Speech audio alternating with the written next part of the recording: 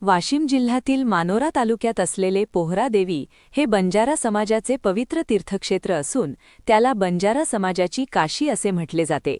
सध्या या तीर्थक्षेत्राचा झपाट्याने विकास होत आहे.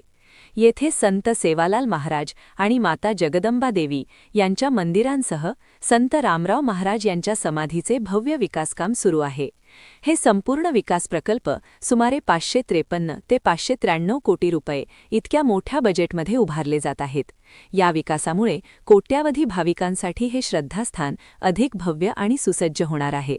आंध्र प्रदेश, कर्नाटक, तेलंगणा, मध्य प्रदेश तसेच इतर राज्यांतून येणाऱ्या लाखो बंजारा बांधवांना येत्या काळात या तीर्थक्षेत्राचे नवे सुंदर स्वरूप पाहता येणार आहे. या विकासासाठी केंद्र व राज्य सरकारकडून मोठ्या प्रमाणात निधी उपलब्ध करून देण्यात आला आहे.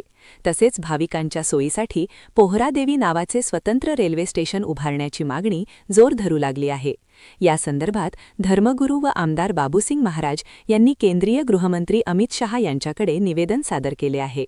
वर्धा-नांदेड रेल्वे मार्गावर हे स्टेशन उभारण्यात आल्यास भाविकांचा ये-जा करणे अधिक सुलभ होणार आहे.